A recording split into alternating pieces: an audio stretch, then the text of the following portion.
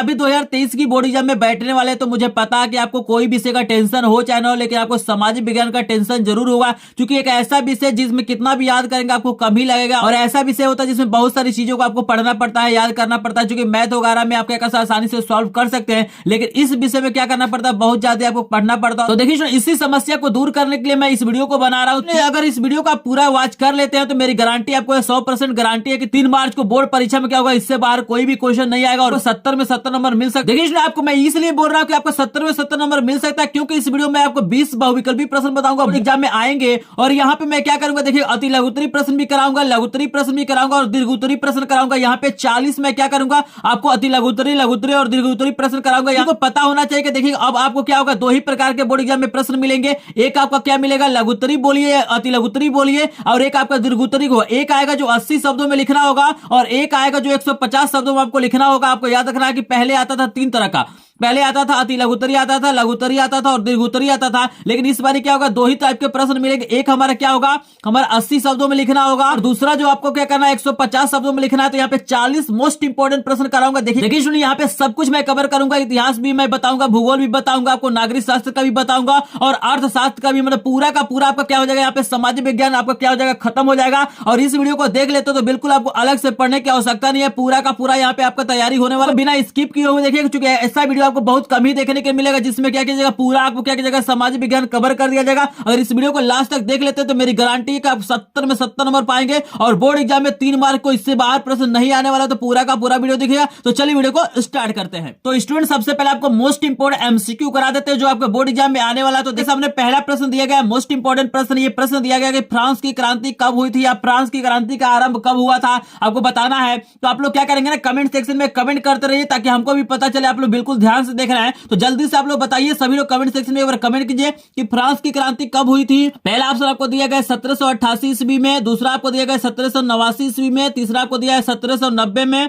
और चौथा आपको दिया है 1787 में। तो जल्दी से सभी लोग कमेंट सेक्शन में कमेंट करेंगे। इसका देखिएगा सही उत्तर आपको मैं बता देता हूं कि 1789 ईस्वी में क्या हुआ था, फ्रांस की क्रांति क्या हुई थी, आरंभ हुई थी। आपको याद रखना है, मोस्ट इंपोर्टेंट प्रश्न, और बिल्कुल ऐसे ही प्रश्न क्या होंगे बोर्ड एग्जाम में आपसे पूछे जाएंगे। पूरा का पूरा वीडियो देख लेते हैं तो बिल्कुल आपका 100% यहाँ पे क्या हो जाएगा, सामाजिक विज्ञान के प्रश्न यहाँ पे क्या हो जाएंगे, तैयार हो जाएंगे। चूंकि आपको 20 MCQ प्लस 40 में क्या करूंगा, क्वेश्चन आंसर कराने वाला। दूसरा प्रश्न आपके बोर्ड एग्जाम में आ सकता है कि जर्मनी के एकीकरण में मुख्य भूमिका था। आपको बताना है भाई किसका यहाँ पे मुख्य भूमिका था जर्मनी के एकीकरण में।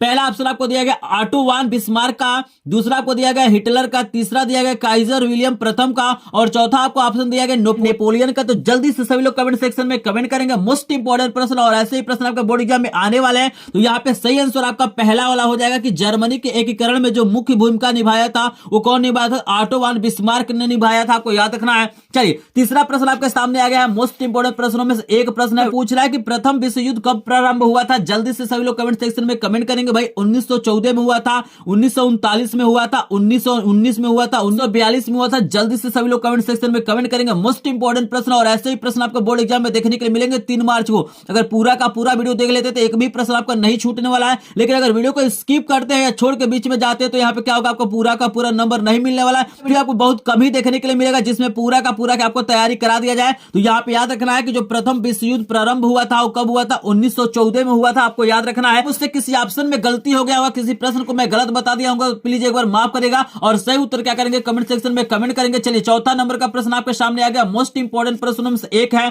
चौथा नंबर का प्रश्न दिया गया है, महात्मा गांधी जी ने असहयोग आंदोलन की शुरुआत कब की थी। जल्दी से सभी लोग कमेंट सेक्शन में बताइए भाई, असहयोग आंदोलन मोस्ट इंपोर्टेंट टॉपिक है। आपको बताना कि महात्मा गांधी जी ने असहयोग आंदोलन की शुरुआत कब की थी, 1919 में, 1920 में, 1922 में, 1923 में। जल्दी से सभी लोग कमेंट सेक्शन में कमेंट करेंगे। जिनको पता है कमेंट करते रहिए, क्योंकि मैं कमेंट चेक करूंगा और मैं देखूंगा कि कितने ऐसे स्टूडेंट हैं जिनको पहले से चीजें पता था। तो आपको याद रखना है कि भाई असहयोग आंदोलन की जो शुरुआत हुई थी 1920 में हुई थी। आपको याद रखना है। ये पीडीएफ के रूप में चाहिए, लिंक दिया गया डिस्क्रिप्शन में, ग्रुप को ज्वाइन कर ले। ऑलरेडी मैंने क्या किया, सभी विषयों के चैप्टर वाइज मैंने क्या किया, इंपॉर्टेंट प्रश्नों का पीडीएफ नोट भेज दिया है। तो जिनको भी पीडीएफ नोट चाहिए लिंक डिस्क्रिप्शन में दिया गया है, ग्रुप को ज्वाइन कर लेंगे और लास्ट में आपको मेरा मोबाइल नंबर मिल जाएगा, वहां भी क्या कर सकते हैं आप कॉल या एसएमएस करके प्राप्त कर सकते हैं। 5 नंबर का प्रश्न आपके सामने आ गया, मोस्ट इंपोर्टेंट प्रश्न मैं कराने वाला हूं। बिल्कुल असहयोग आंदोलन का मुख्य कारण क्या था, जल्दी से आपको बताना। इसके पहले पूछा गया था कि असहयोग आंदोलन कब शुरू किया गया था महात्मा गांधी के द्वारा, और इसमें पूछा गया भाई असहयोग आंदोलन का मुख्य कारण क्या था। रॉलेट एक्ट था, प्रथम विश्व युद्ध था, खिलाफत आंदोलन था, इनमें से कोई नहीं। जल्दी से सभी लोग कमेंट सेक्शन में एक बार कमेंट कर देंगे। मैं सही आंसर आपको बता देता हूं कि असहयोग आंदोलन का जो मुख्य कारण था, बहुत सारे लोग पहले वाले पे टिक करेंगे, लेकिन पहला वाला ऑप्शन क्या है, सही नहीं है। इसका जो मुख्य कारण था आपका खिलाफत आंदोलन था, आपको याद रखना है। चलिए यहाँ पे 5 प्रश्न मैंने करा दिया। आई होप आपको प्रश्न समझ में आ रहा होगा। प्रश्न आपको समझ में आ रहा है तो प्लीज एक बार वीडियो को लाइक करेंगे, चैनल पर नए चैनल को सब्सक्राइब करेंगे, क्योंकि एकमात्र चैनल जो आपको बोर्ड एग्जाम की तैयारी बिल्कुल लाइव क्लास के माध्यम से डेली कराता है। अगर आपने क्या किया, हमारे लाइव क्लास को ज्वाइन नहीं किया, तो आप रात में 8 बजे से हमारे लाइव क्लास को जरूर ज्वाइन करिए, क्योंकि बहुत सारी चीजें मैंने आपको पढ़ा दिया और एक एक सब्जेक्ट की मैं तैयारी करा रहा हूं ताकि आपको कोई दिक्कत ना हो। तो चलिए आपके सामने लेके आते हैं 6 नंबर का। आपके सामने 6 नंबर का प्रश्न दिखाई दे रहा होगा। 6 नंबर का प्रश्न पूछ रहा है कि प्रश्न पूछा जा रहा है कि यंग इटली सोसाइटी का संस्थापक कौन था। जल्दी से सभी लोग कमेंट सेक्शन में कमेंट करेंगे कि भाई यंग इटली सोसाइटी का संस्थापक कौन था। गैरीबाल्डी था, बिस्मक था, काबुर था, मेजनी था। जल्दी से सभी लोग कमेंट सेक्शन में कमेंट करेंगे। सही उत्तर आपका हो जाएगा डी नंबर। जो यंग इटली सोसाइटी का जो संस्थापक हो, किसे माना जाता है, का जो संस्थापक माना जाता है, मेजनी को माना जाता है। आपको याद रखना है। 7 नंबर का प्रश्न मोस्ट इंपोर्टेंट प्रश्न में से एक है। आपसे पूछा रहा है कि निम्नलिखित में से कौन सा संगीत सूची का विषय है। जल्दी से सभी लोग कमेंट सेक्शन में कमेंट करेंगे भाई इसमें से कौन सा ऐसा विषय है जो संगीत सूची के अंतर्गत आता है, आपको जल्दी से बताना है। तो आपको याद रखना है कि सही आंसर यहाँ पे क्या हो जाएगा, रक्षा हो जाएगा। बहुत सारे लोगों ने सही कमेंट कर दिया होगा। यहाँ पे देखिए 8 नंबर का प्रश्न आपको दिखाई दे रहा है, मोस्ट इंपोर्टेंट प्रश्नों में से एक है। यहाँ पे 8 नंबर का प्रश्न दिया गया, इनमें से कौन रबी फसल है। जल्दी से सभी लोग कमेंट सेक्शन में कमेंट कीजिए कि भाई इसमें से कौन सा ऐसा फसल है जो रबी फसल के अंतर्गत आता है। चावल है, मोटे अनाज है, चना है, कपास है। तो यहाँ पे काफी लोगों ने सही बता दिया होगा। यहाँ पे सही आंसर आपका हो जाएगा चना। जो चना होता है वो रबी फसल के अंतर्गत आता है। चलिए 9 नंबर का प्रश्न आपको दिया गया, मोस्ट इंपोर्टेंट प्रश्नों में से एक है। अंकलेश्वर किसके उत्पादन के लिए क्या है, प्रसिद्ध है। पेट्रोलियम के लिए है, तांबा के लिए है, जस्ता के लिए है, चाय के लिए है। तो जल्दी से सभी लोग कमेंट सेक्शन में कमेंट करेंगे। आंसर हो जाएगा ए हमारा क्या होगा, पेट्रोलियम के लिए क्या अंकलेश्वर प्रसिद्ध है, आपको याद रखना है। चलिए आपके सामने आ रहा है 10 नंबर का प्रश्न। 10 नंबर का प्रश्न क्या दिया गया आप लोग देख सकते हैं, मोस्ट इंपोर्टेंट प्रश्नों में से एक है। वेरी वेरी इंपोर्टेंट प्रश्न आपको याद रखना है। यह प्रश्न पूछ रहा है कि कपास की खेती के लिए कौन सी मृदा उपयुक्त होती है। आपको बताना मतलब किस मिट्टी में क्या होता है, अच्छा मतलब कपास की खेती हो सकता है। काली मृदा है, लाल मृदा है, जलोढ़ मृदा है, लेटराइट मृदा है। तो यहाँ पे सही आंसर आपको बता देता है कि सही आंसर क्या हो जाएगा, काली मृदा। आपको याद रखना है कि कपास की खेती के लिए जो सबसे बेहतरीन जो मृदा होती है वो क्या होती है, काली मृदा। आपको याद रखना है। एक बार जल्दी से सभी लोग कमेंट सेक्शन में कमेंट कर देंगे 10 में से कितने प्रश्नों का उत्तर आपको पता था। तो जल्दी से एक बार बता दीजिए, फिर आपके सामने लाते हैं नेक्स्ट प्रश्न को। पूरा का पूरा वीडियो देखिए। यहाँ पे 70 में 70 नंबर का मैं क्या करने वाला हूँ, प्रश्न कराने वाला हूँ। सब कुछ मैं करा दूंगा, चाहे आपका लघुत्तरी प्रश्न हो, दीर्घोत्तरी प्रश्न हो, बहुविकल्पी हो, बिल्कुल इसी को तैयार कर लेना। इससे बाहर क्या होगा, बोर्ड एग्जाम में आपको नहीं आने वाला प्रश्न। पूरा का पूरा यहाँ पे रिसर्च करके क्या क्या प्रश्नों को लिखा गया है। चलिए आपके सामने लेके आते हैं 11 नंबर का प्रश्न। अगर आपने क्या किया, वीडियो को लाइक नहीं किया तो प्लीज एक बार लाइक करेंगे, चैनल को सब्सक्राइब करेंगे, क्योंकि लाइक और सब्सक्राइब हम लोग का क्या होता है, मोटिवेशन होता है। और आप लोग मोटिवेट करेंगे तो हम लोग ऐसे कंटेंट आपके लिए लाते रहेंगे। तो चलिए आपके सामने आ गया 11 नंबर। सामने 11 नंबर का प्रश्न आ गया। 11 नंबर का प्रश्न कह रहा है कि निम्नलिखित में से कौन अजैविक संसाधन, आपको बताना है भाई पौधे, पशु, चट्टाने, मछलियां, इसमें से बताना है कौन अजैविक संसाधन है। तो अजैविक का मतलब होता है निर्जीव। इसमें से आपको बताना है कौन निर्जीव है। पौधे हैं, पशु है, चट्टाने, मछलियां। तो आप लोग समझ सकते हैं जो अजैविक संसाधन के अंतर्गत आएगा हमारा क्या हो जाएगा, चट्टाने हो जाएंगे। आपको याद रखना है। चलिए 12 नंबर का प्रश्न भी आपको दिखाई दे रहा है, मोस्ट इंपोर्टेंट प्रश्न में से एक प्रश्न है। यह प्रश्न दे रहा है कि भूदान आंदोलन किसके द्वारा आरंभ किया गया था। महात्मा गांधी के द्वारा, विनोबा भावे के द्वारा, जवाहरलाल नेहरू के द्वारा, इनमें से कोई नहीं। तो यहाँ पे देखिएगा, जल्दी से सभी लोग कमेंट सेक्शन में कमेंट कर देंगे। यहाँ पे सही आंसर आपको हो जाएगा विनोबा भावे ने क्या किया था, भूदान आंदोलन को क्या किया था, प्रारंभ किया था। चलिए 13 नंबर का प्रश्न आपके सामने आ गया, मोस्ट इंपोर्टेंट प्रश्न में से एक प्रश्न। और ऐसे ही प्रश्न आपको बोर्ड एग्जाम में आने वाले हैं। यहाँ पे दिया गया है कि भारत में कितने प्रतिशत स्तनधारियों का लुप्त होने का खतरा है। जल्दी से सभी लोग कमेंट सेक्शन में बताएंगे कि भारत में कितने प्रतिशत स्तनधारियों का लुप्त होने का खतरा है। 10%, 20%, 30%, 40%। तो सही आंसर आपका हो जाएगा 20%। क्या करना है, आपको याद रखना है। चलिए अगला प्रश्न आपके सामने आ गया, 14 नंबर का प्रश्न आप लोग देख सकते हैं, मोस्ट इंपोर्टेंट प्रश्नों में से एक है। यहाँ पे पूछा जा रहा है कि विश्व व्यापार संगठन का मुख्यालय कहाँ है। जल्दी से सभी लोग कमेंट सेक्शन में कमेंट कर देंगे कि भाई विश्व व्यापार संगठन का मुख्यालय कहाँ पे है। न्यूयॉर्क में है, पेरिस में है, जिनेवा में, ऑटोवा में है। जल्दी से सभी लोग कमेंट कर दीजिएगा। सही आंसर आपको बता देते हैं कि सी वाला हमारा क्या हो जाएगा, सही हो जाएगा। विश्व व्यापार संगठन का जो मुख्यालय हमारा क्या है, जिनेवा में, आपको याद रखना है। चलिए आपके सामने 15 नंबर का प्रश्न, मोस्ट इंपोर्टेंट प्रश्नों में से एक है। वेरी वेरी इंपोर्टेंट प्रश्न आपके सामने आ गया है। यहाँ पे पूछा जा रहा है कि चिपको आंदोलन किससे संबंधित है। जल्दी से सभी लोग कमेंट सेक्शन में कमेंट करेंगे कि जो चिपको आंदोलन था वो किससे संबंधित था।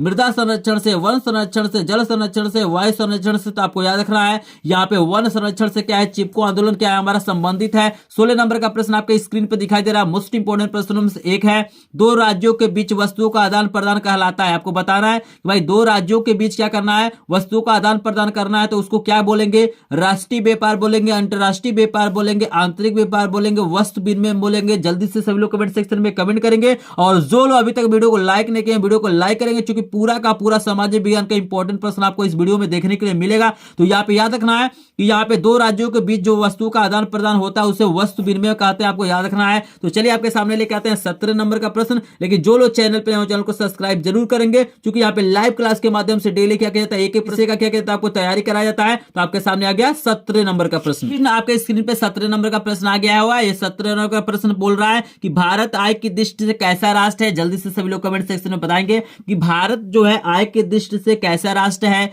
उच्च आय वर्ग वाला है, मध्य आय वर्ग वाला है, निम्न आय वर्ग वाला है, इनमें से कोई नहीं। तो जल्दी से कमेंट सेक्शन में कमेंट करेंगे। यहाँ पे सही आंसर हो जाएगा जो भारत हमारा किस तरह का मतलब राष्ट्र है, तो मध्य आय वर्ग वाला क्या होता है, इसे माना जाता है। चलिए 18 नंबर का प्रश्न भी आपको दिखाई दे रहा है, मुद्रा का निर्गमन किसके द्वारा किया जाता है। जल्दी से सभी लोग कमेंट सेक्शन में बताएंगे। भारतीय रिजर्व बैंक द्वारा किया जाता है, भारत के राष्ट्रपति द्वारा किया जाता है, प्रधानमंत्री द्वारा किया जाता है। आई होप सबको ये प्रश्न का उत्तर पता होगा। यहाँ पे सही उत्तर आपका क्या हो जाएगा, भारतीय रिजर्व बैंक के द्वारा क्या कहता है, मुद्रा का निर्गमन किया जाता है, आपको याद रखना है। चलिए 19 नंबर का प्रश्न भी आपको दिखाई दे रहा होगा। यहाँ पे 19 नंबर का प्रश्न आपसे पूछा जा रहा है कि सलाल बांध किस नदी पर बना है। जल्दी से कमेंट सेक्शन में बताइएगा। महानदी पे, चिनाव नदी पे, सतलुज नदी पे, कृष्णा नदी पे। तो यहाँ याद रखना है कि जो सलाल बांध है आपका क्या है, चिनाव नदी पे क्या है बना हुआ, आपको याद रखना है। मोस्ट इंपोर्टेंट प्रश्न था। 20 नंबर का प्रश्न और भी इंपॉर्टेंट है। यहाँ पे पूछा जा रहा है कि निम्न में से कौन सी रोपड़ फसल है। गेहूं है, चना है, गन्ना है, मूंगफली है। जल्दी से सभी लोग कमेंट सेक्शन में कमेंट कर दीजिएगा।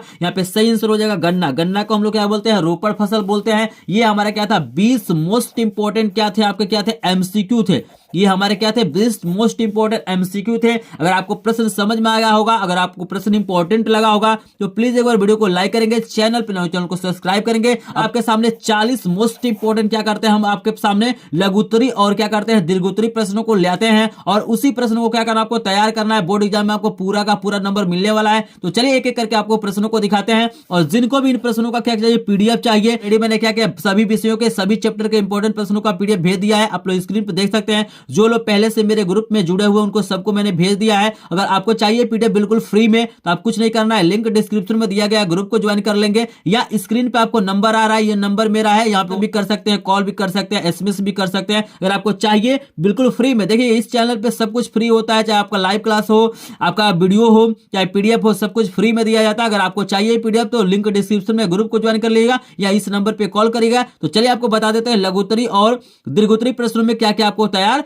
करना है। तो सब कुछ मैं बताने वाला हूं, जितना है, चाहे आपका भूगोल हो, इतिहास हो, नागरिक शास्त्र हो, अर्थशास्त्र हो, सबसे मिलने वाला। तो पूरा का पूरा वीडियो देखिएगा। तो आपके सामने आ गया पहला प्रश्न। तो देखिए ना, आपको पहला जो प्रश्न तैयार करना, आपको तैयार करना है कि जर्मनी का एकीकरण कब और कैसे हुआ था। ये भी मोस्ट इंपोर्टेंट प्रश्नों में से एक है और हर साल इस प्रश्न को पूछा जाता है। तो पहला आपको प्रश्न तैयार कर लेना भाई, जर्मनी का एकीकरण कब और कैसे हुआ था।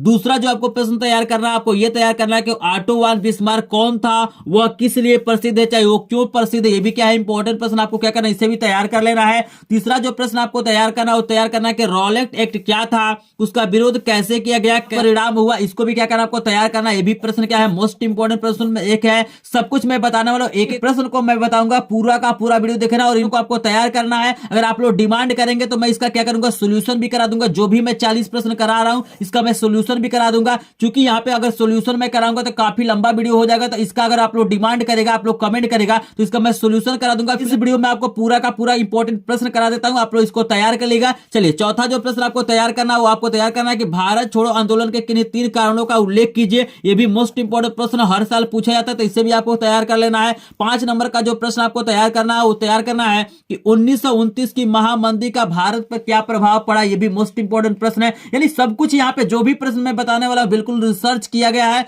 और यही प्रश्न क्या होते हैं, बोर्ड एग्जामों में लगातार पूछा जाता है, और इस बार भी इन्हीं प्रश्नों को पूछा जाएगा। तो 40 प्रश्न प्रश्न आप तैयार कर लेते तो बिल्कुल सामाजिक विज्ञान में 70 नंबर पाने से कोई रोक नहीं सकता है। अगला जो 6 नंबर का प्रश्न आपको तैयार करना है कि ब्रेडर वुड्स समझौता का क्या अर्थ है, इसका उद्देश्य क्या था, इसको भी क्या करना आपको तैयार कर लेना है। 7 नंबर प्रश्न मोस्ट इंपॉर्टेंट है, आपको टिप्पणी लिखने के लिए देता है या इसके बारे में पूछ सकता है कि असहयोग आंदोलन से आप क्या समझते हैं, खिलाफत आंदोलन से आप क्या समझते हैं, जलियांवाला बाग हत्याकांड क्या था, इस पे टिप्पणी लिखिए या इससे रिलेटेड चीजों को पूछ सकता है। ये 7 नंबर प्रश्न क्या है, वेरी क्या है इंपॉर्टेंट, इस पे क्या करना आपको तैयार कर लेना है। चलिए 8 नंबर का जो प्रश्न आपको तैयार करना है मोस्ट इंपॉर्टेंट प्रश्नों में से एक है कि मृदा अपरदन से आप क्या समझते हैं। 8 नंबर का प्रश्न क्या तैयार करना है कि मृदा अपरदन से आप क्या समझते हैं। कभी कभी पूछ देता है कि मृदा अपरदन को कैसे रोका जा सकता है, ऐसे चीजें क्या होता है आपसे पूछा जाता है, तो इसको भी क्या करना तैयार कर। 9 नंबर का आपको प्रश्न तैयार करना है स्टूडेंट यहाँ पे कि भूक्षरण से आप क्या समझते हैं, इसे रोकने के लिए कोई 4 उपाय बताइए। तो ये भी मोस्ट इंपॉर्टेंट प्रश्नों में से एक है। एक प्रश्न को देखिएगा, सब कुछ मैं बताने वाला हूं,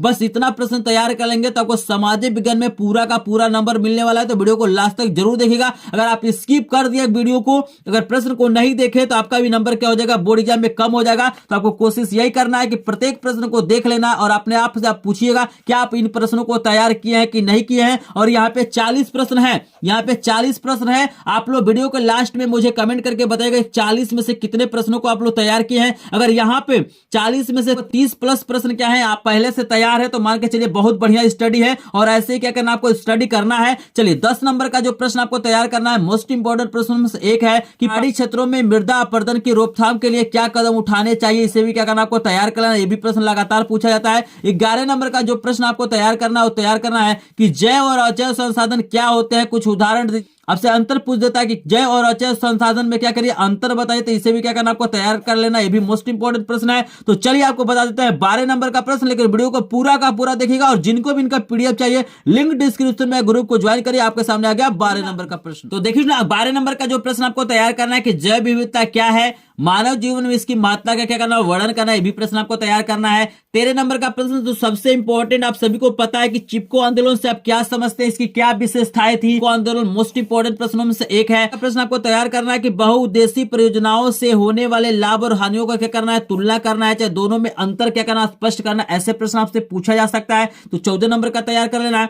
15 नंबर का जो प्रश्न आपको तैयार करना है भारत में कृषि के महत्व पर एक संक्षिप्त टिप्पणी लिखिए, वेरी इंपॉर्टेंट प्रश्न है, इसे भी क्या करना आपको तैयार करना है। चलिए 16 नंबर का जो प्रश्न आपको तैयार करना है कि भारत की कृषि की कोई 3 विशेषताएं क्या करना आपको लिखना है या बताना है, या भारत की कृषि पे क्या करना है आपको टिप्पणी लिखना, ऐसे भी पूछा जा सकता है। तो इसे भी क्या करना आपको तैयार कर लेना, ये भी मोस्ट इंपॉर्टेंट प्रश्न है। 7 नंबर का प्रश्न आपको तैयार करना है कि गन्ना के उत्पादन के लिए अनुकूल भौगोलिक दशाओं को क्या करना है बताना। यहाँ पे कभी कभी कपास दे देगा, कभी कभी आपको गेहूं दे देगा, कभी कभी आपको चावल दे देगा, कभी कभी चना देगा। तो हर एक फसल के बारे में थोड़ा बहुत आपको जानकारी रखना चाहिए। 18 नंबर का जो प्रश्न आपको तैयार करना है ये मोस्ट इंपॉर्टेंट प्रश्न में से एक है कि चावल की उपज के लिए अनुकूल भौगोलिक दशाओं का वर्णन करना है कि भाई चावल कब किस मौसम में किस वातावरण में क्या होता है तैयार होता है, गन्ना आपका कैसे तैयार होता है, कौन सा वातावरण होना चाहिए, क्या क्या चीजें उसको प्रोवाइड करना चाहिए, तो ये चीजें भी आपको आना चाहिए। 19 नंबर का प्रश्न आपसे पूछा जा सकता है कि एक पेय फसल का नाम लिखिए तथा उसके उत्पादन पर प्रकाश डालिए, भी मोस्ट इंपॉर्टेंट प्रश्न है। देखिए 20 नंबर का प्रश्न आपसे पूछा जा सकता है कि ऊर्जा परागत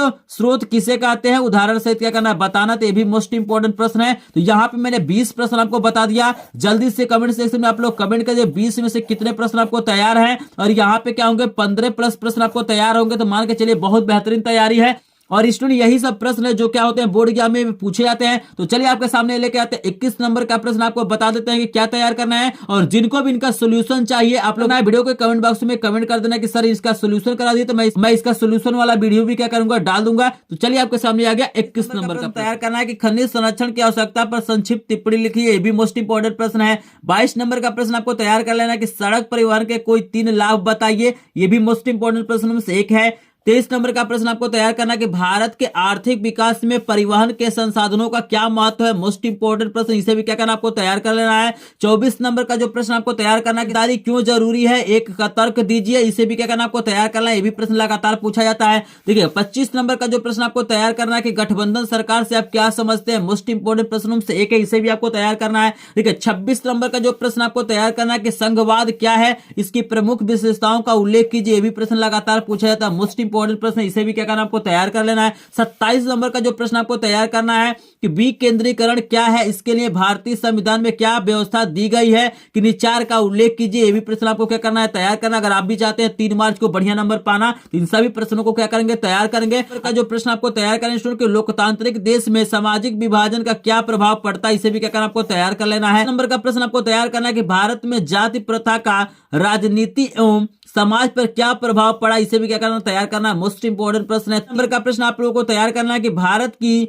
विधिकाओं में महिलाओं के प्रतिनिधित्व की स्थिति क्या है, इसे क्या करना है, आपको टिप्पणी लिखना है, दर्शाना है, इसके बारे में बताना। तो ये भी प्रश्न मोस्ट इंपोर्टेंट आपको तैयार कर लेना है। चलिए आपके सामने लेके आते हैं 31 नंबर का प्रश्न। लेकिन जो लोग वीडियो को लाइक नहीं किए हैं, वीडियो को लाइक करेंगे, चैनल पर नए हो चैनल को सब्सक्राइब करेंगे। अगर इन प्रश्नों का आपको सोल्यूशन चाहिए तो प्लीज एक बार कमेंट बॉक्स में कमेंट करिएगा। अगर यहाँ पे क्या होता है 20+ लोग क्या करते हैं, अगर कमेंट कर देते तो इसका मैं सोल्यूशन वाला वीडियो क्या करूंगा, अपलोड कर दूंगा। क्योंकि इसमें सोल्यूशन वाला मैंने इसलिए नहीं डाला कि वीडियो काफी लंबा हो जाएगा, उसको मैं क्या करूंगा, अलग से वीडियो आपको प्रोवाइड करूंगा। तो आप लोग 20 लोग क्या करेंगे, कमेंट कर देंगे और क्या करेंगे, इस वीडियो को लाइक कर देंगे, शेयर कर देंगे, सब्सक्राइब कर देंगे। तो इसका सोल्यूशन का भी मैं वीडियो डाल दूंगा, इतना समय नहीं लगेगा। इस प्रश्नों का उत्तर मैं क्या करूंगा, एक एक प्रश्न का उत्तर आपको बता दूंगा। तो चलिए आपके सामने आ गया 31 नंबर का प्रश्न। यहाँ पे जो 31 नंबर का आपको प्रश्न तैयार करना है कि भारत की 3 विशेषताएं बताइए, ये भी प्रश्न मोस्ट इंपोर्टेंट है, इसको तैयार कर लेना है। 32 नंबर का जो प्रश्न आपको तैयार करना है कि एक विकसित देश की क्या विशेषताएं होती है, स्पष्ट कीजिए। मोस्ट इंपोर्टेंट प्रश्न से इसे भी आपको तैयार कर लेना है। 33 नंबर का जो प्रश्न आपको तैयार करना है, वेरी वेरी इंपॉर्टेंट प्रश्न आपके सामने दिया गया है कि अर्थव्यवस्था के तृतीय क्षेत्र से आप क्या समझते हैं, कोई 2 उदाहरण दीजिए, इसे भी क्या करना आपको तैयार कर लेना है।